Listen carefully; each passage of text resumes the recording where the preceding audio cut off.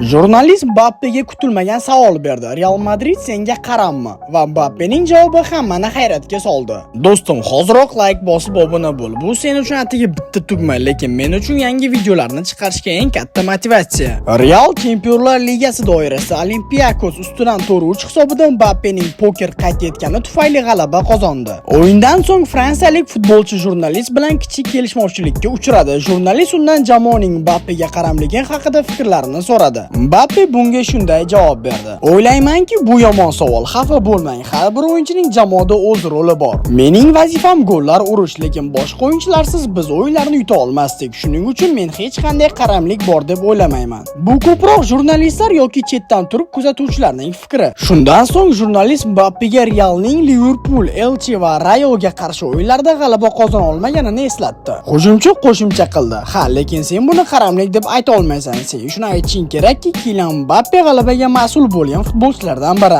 Aynan shuni ta'kidlashing kerak. Nima deb o'ylaysizlar do'stlar? Mbappening gaplari to'g'rimi yoki yo'q? Buni izohlarda yozib qoldiring.